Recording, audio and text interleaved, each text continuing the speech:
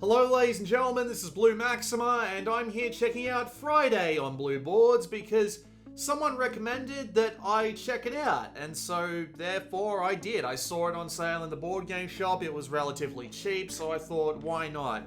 This is a solo adventure about Robinson Crusoe, and that makes the title kind of ironic because I've never actually read the original Robin Crusoe novel, but I googled Friday, his companion, and Friday is nowhere in this game. So it's just entirely ironic. Like, what's the point of calling it that? It's not like it's one day he spends on this bloody island, but anyway. The idea is pretty simple. You're Robinson Crusoe. You're stranded on an island. You need to get better. You need to survive events. You need to get the laziness out of your ass and hopefully survive enough of the perils of the island to get to the point where you can fight off the pirates. And if you manage to fight off the pirates, you win. And I'll explain the basic rules of the game so you can understand just how you do that. So, at the beginning of every one of your turns, shall we say, you pick up 2 event cards. And you may pick one of them. And you'll see those numbers on the top right side of them. So you've got the green, the yellow, and the orange. Those are the threat levels. You start out at green, and every time you exhaust the event deck, you turn it to yellow, and then you turn it to orange. And then when you run out of events on orange, you fight the pirates directly. You don't really have a choice in the matter. It's basically a time limit. And the idea is you need to draw cards from your Robinson Crusoe deck, which will have benefits such as plus numbers and minus numbers in order to beat the challenges listed on the card. And if you successfully manage to do it, you take the event card and you put it into your discard pile where it becomes a useful card for you to use. But if you fail, you need to lose life, and if you run out of life, you lose the game. You have the opportunity to draw a card at the cost of a life point, though. So if you are a couple of points below, you can spend a life, finish the challenge, and get that done. But you might not want to, because if you lose the challenge, you lose a certain amount of life points depending on how far you were from hitting the goal that you needed to. But if you manage to get below a certain amount, you have the ability to remove certain cards from play entirely. So, say you lose a challenge by 2, you can remove 2 of the regular Robinson Crusoe cards from play, ones that you've played. So if you played like 2 -1s on a challenge that requires 0, you can remove both of them as a result of losing the challenge. And as a result, it gives the game a fair bit of strategy. Do I lose this challenge on purpose? Do I try and eke it out for the ability on the card? Because these abilities are quite powerful. Everything from being able to bring out more cards, to being able to throw cards into the discard pile, to being able to outright destroy cards and remove them from the game. So by the time you get through to the orange deck, you better have a pretty good deck going of being able to draw extra cards, destroy ones you don't need, so on and so on and so on. But there, of course, is also a time limit for you, because when your cards run out, you need to draw a card from the aging Robinson Crusoe deck. It's the blue board up the top of this video footage. Shuffle it into the deck, and once you've done that, you continue on. And those aging cards up there are always debuffs, and they're always really bad debuffs. So the longer you go on, the less good you're going to be. You do have the ability to get rid of those cards, but it either costs more life or forces you to use a destroy. So you need to be quite creative about it. And so as a result, the game's got like 2 or 3 sets of timers working against you, and you basically need to work within it. And as I said, there is some strategy to it. Choosing what to chuck out and what not to chuck out it gets hard. Like, there are ones that you obviously need to throw out. Like, you've got like 5 -1 cards that you start with in your deck. You need to get rid of those as soon as humanly possible. But then you might be like, do I really need this one card that'll throw things back to the bottom of the deck? I can make my deck faster and make it so that I'm more likely to win events.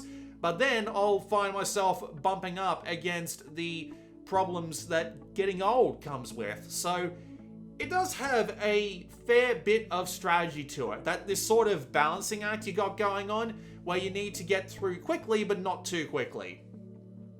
The downside, though, is that there's a lot of randomness. You're shuffling like 3 completely separate decks here, and you get one of those debuffs from the very beginning of the game. Once you get past a certain point, I'm just checking the rules here because I got a certain effect confused. But yes, once you get past a certain point of difficulty, you start getting one of those in your deck, and you can very easily pull that out at the worst time, crippling you for the rest of the run because you ended up losing a lot of life on one particular challenge, and you didn't have any good cards to throw away, so it was basically just wasted life. And this definitely happened to me a couple of times. It kind of gets to the point where if you don't have most of your -1s out of your deck by the time you get like halfway through yellow, you might as well quit, because those cards are always going to come back at the worst possible times, and they're always going to screw you over. So as a result, some games can just feel like that you had absolutely no control over the result of the situation. You just get absolutely clobbered. And it doesn't help that the pirate abilities are also randomly drawn. Some of the pirates are okay, but some of them kind of force you into a certain play style. Think something along the lines of, oh, every single card will give you an extra 2 points benefit, but then the pirate card has like 60 health, so you need to be pulling out as many cards as humanly possible. Or there'll be ones that it'll be like, every aged card you've taken from the aged deck means that I get 2 extra HP. So you need to get through as fast as humanly possible without using too much of your deck, or you have to stack your deck to make it so that it has as little power as possible. And remember, when you get to the pirates, you still have to work with your deck. You still need to be spending life to draw more cards out. You still need to be shuffling in new age ones. And even when you get to the mid-game and your deck is really powerful, you've got a bunch of abilities going off each turn, it can still kind of kick you in the ass, and you can still end up losing as a little bit of randomness. And as a result, I feel like that it's not massively great as a serious strategy game. As a casual strategy game, it's fine, but as a serious strategy game, sometimes it just does some bullshit that you have absolutely no way to get around, and that's kind of unfortunate. This is after me playing about 8 games and successfully winning 2 or 3 of them, maybe? More likely 2. The game's a bit of a ball buster. I will admit that the included capabilities of... not capabilities. The presentation of the game is relatively nice. So it all comes in this really tiny box. Like, seriously, this box is teeny tiny. Like, I could fit this in my pocket if I was wearing big enough jeans. It's like 3 Vita cases stacked on top of each other. It's basically nothing. So it's very easy to carry around and play a game with you if you've got 20 minutes to spare. Although, you know, obviously you're not going to be doing that like on waiting for a train or something. But you can still get it around, say, like on a holiday game or something. And the art itself is mostly okay. Although I do have one problem with the art, and that's that Robinson Crusoe looks like an absolute dolt in every single one. Even in the really powerful cards where you think, oh, I'm going to look like a bit more of a strong guy, or the cards like Vision, where he can see what's coming next and morph it to his advantage, he still looks like an absolute doofus. So it's not exactly the most pleasant portrayal of a character that I have seen. I will give them credit, though, for including the cardboard boards, because I pulled them out of the box and I'm like, what's the point of all of these? And then when I started playing the game and realized that all 3 cards have exactly the same back on them, it's like, oh, it helps you tell them apart. And it does keep the game nice and organized, especially since they do set out a sort of recommended way for you to set up the game, and as a result, it just looks nice. It's really easy to manage, and you can be flipping through really quick once you know what you're doing. Like, 2 events. Okay, I'll take this one because it's easier. 3 cards. Bam, bam, bam. Okay, I won. Shuffle them up. Put them in the discard pile. 2 events. Bam, bam, bam. Alright, I lost that one. Let's spend a life. Draw out another one. Okay, I've won. Scoop them up. Put them in the discard pile. 2 events. So on and so on and so on. It's a very quick moving game once you know what you're doing, and I'll give it credit for that. It doesn't outstay its welcome for individual plays. Like, I had to play it like 4 or 5 times to get a game that I was even remotely proud of. I do actually have footage of me doing like a 25-minute long game where I successfully beat the pirates, but unfortunately the camera angle was just a little bit too low and you couldn't see what the hell I was doing. I didn't check it too well before I started, but oh well.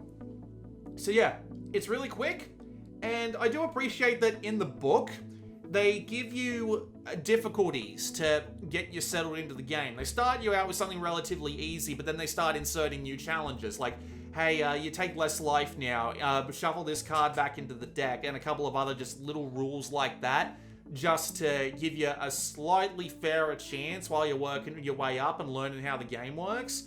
Although, they do give you the opportunity to score, as in you count the amount of hazard cards you didn't deal with, you count the amount of age cards you have left over, you count the cards that you managed to take in your deck, and you just morph them all together and make your score. And I don't see the point of that, again, because the game is so bloody random that it just doesn't feel fair.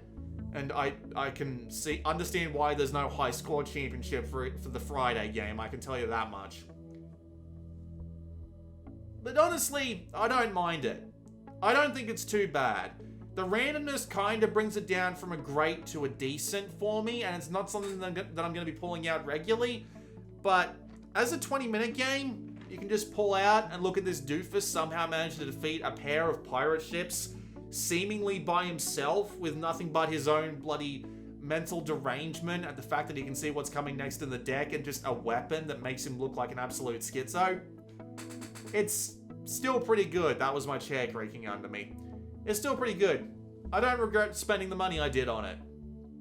Although it's not something that I'm going to be pulling out on the regular just to have another run of Robinson Crusoe and his fantabulous adventures on an abandoned island. With that said, I'm going to shut up and let you keep listening to Deliberate Thought by Kevin MacLeod, because it's a really nice track. This has been Blue Maxima. I'll see you all next time.